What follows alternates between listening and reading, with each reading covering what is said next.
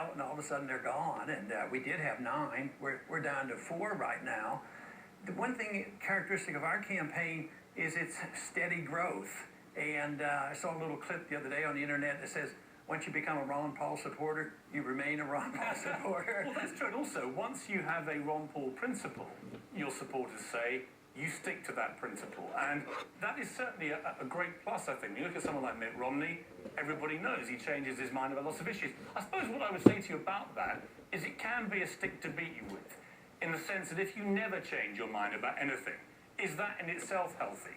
Time and history helps change your views. I've changed and modified my views on when I think about the death penalty. So it's not overly rigid, but I see it as refinement and growth in developing a philosophy that is a defense of liberty. Liberty, the concept of liberty has been around for, bits and pieces for thousands of years. And of course, we've had a grand experiment here. I'm motivated by the fact that I'd hate to see it lost, and I'd like to refine it, pick up the pieces where we left off a while ago, and actually improve upon what we had in the past. Now, you are the oldest candidate, and you have been, even when there were 9 candidates, and yet the one that many say has the most energy, and you have the biggest youth following. What do you put this down to? A, where do you get all this energy from?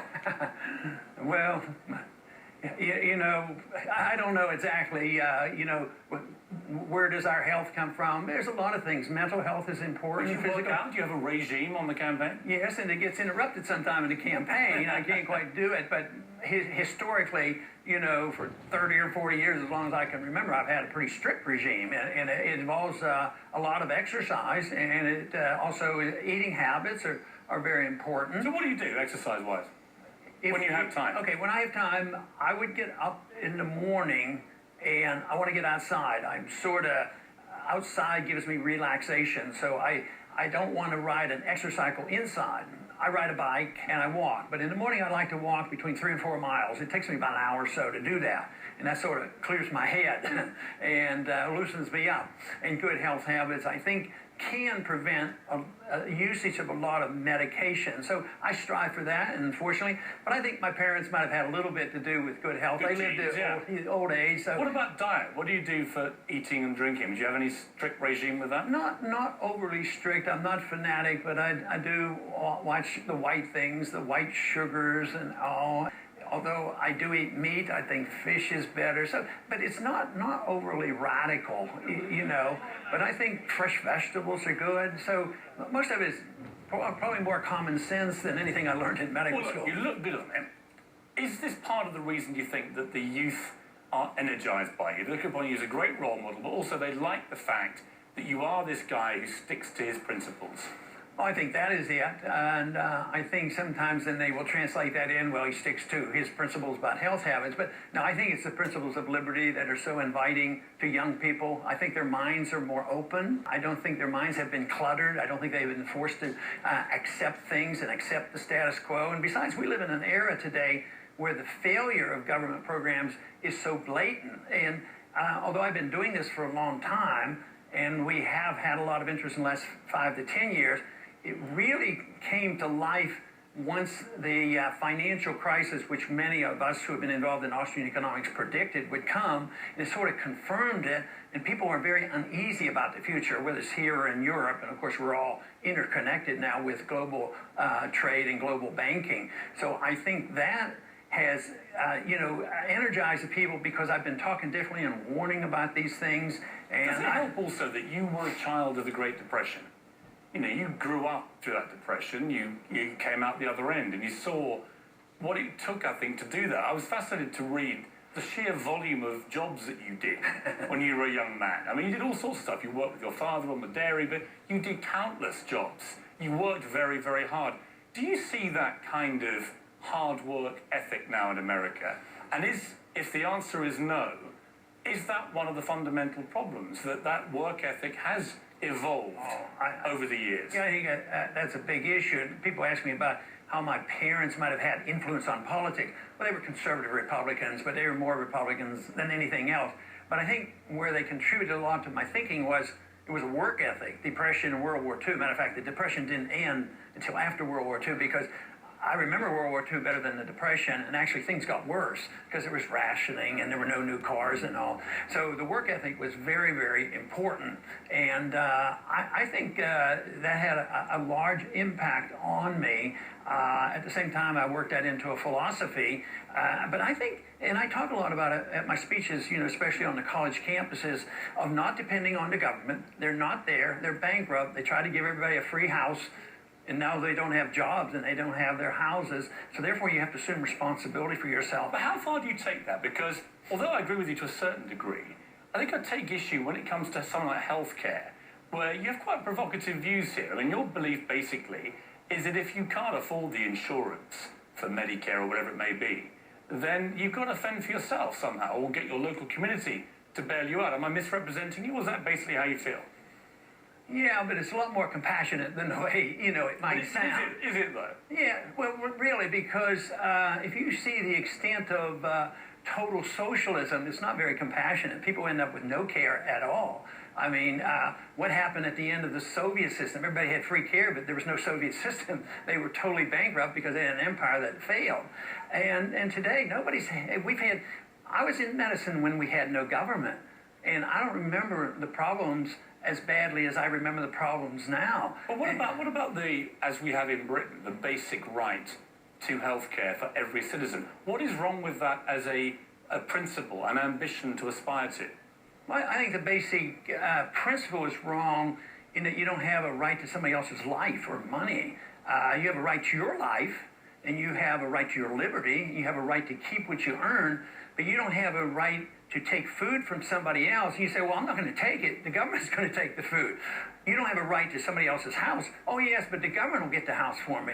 So we who believe in the freedom philosophy believe that you can't use violence to get what you want, but you can't use the government to use violence and force. But what if you don't have the ability to actually get your own health care? You have no means to do that. What do the people who Mitt Romney was dismissive of the other day, and we'll come to that, what do those people do? Absolutely the most vulnerable parts of society. What do they do? Well, under your presidency, what would they do to get health care? Well, you have to understand the difference between an interventionist economy and a socialist economy. If you really want to produce the best medical care and the best prosperity, the largest middle class, you have to do it through freedom. If you do it through redistribution of wealth, you actually reduce the availability. Let's take a little break. I want to come back and talk to you more about the economy, also about how Barack Obama. How can you say this is another example of a president getting things wrong on a day when actually the official figures, whichever way you dress them up, are positive? Isn't a better thing, the more, I suppose, the more credible position for Republicans to say, I am encouraged by this, but he should have gone further? To me, it's more important that you admit the truth. So if I'm speaking the truth, so we might have to compare figures, but let's assume for a second that I'm speaking the truth and the 200,000 new jobs was a net benefit. But what I'm saying is we quit counting people. We disavowed them. So if I'm speaking the truth, the most important thing is we know the truth, not as public. Matter of fact, you'll probably have me a hard time. You probably haven't heard me in a speech. I do talk about the president a little bit, mainly on attack on civil liberties and maybe not doing enough about the wars. So I'm not in that same people that say, well, the president didn't do enough. It's all the president's fault, because it isn't. He hasn't done anything to come in my direction of going back to a market economy or looking at the balancing the budget. Nobody, Republicans or Democrats, don't want to cut anything. What about Mitt Romney's comment about he's not concerned about the poor? Let's just play this, and then I'll get your reaction. I prepare, I'll fix it. It was a misstatement. I misspoke. I've said something that is similar to that, but quite acceptable for a long time. And when you do, I don't know how many thousands of interviews, now and then you may get it wrong. And I misspoke. I mean, he says now it's a misstatement, but he didn't say that immediately, and it just sounded awful, that, didn't it? For somebody aiming to be president to talk about the poor in that way seemed callous at best. The way I sort this out, I don't have probably any agreements with Mitt on policies, foreign policy, monetary policy, spending policy, bailout policy, but I think it was a big issue because of politics, because of the opposition, the demagoguing, the media jumping on this. And actually, I think I ended up probably defending him more than he defended himself, because I don't believe for a minute that if Mitt Romney was sitting here, that if he released everything in his heart, he says, you know what, the truth is, I really don't care about poor people. No, but that isn't, I don't believe that. But what he did say unequivocally is that they wouldn't be a priority, and I found that extraordinary. If I was president, which I'll never be because I'm British, the poor would be my absolute priority. Okay. Would they be yours? If that is your number one priority, if you listen to what I've been talking about and understood free market economics, you would say the most important thing you can do is give them a sound currency, limited government, free markets, contract rights, don't bail out anybody, no privileged classes, and that's when the poor would get the benefits. That's when the jobs would come.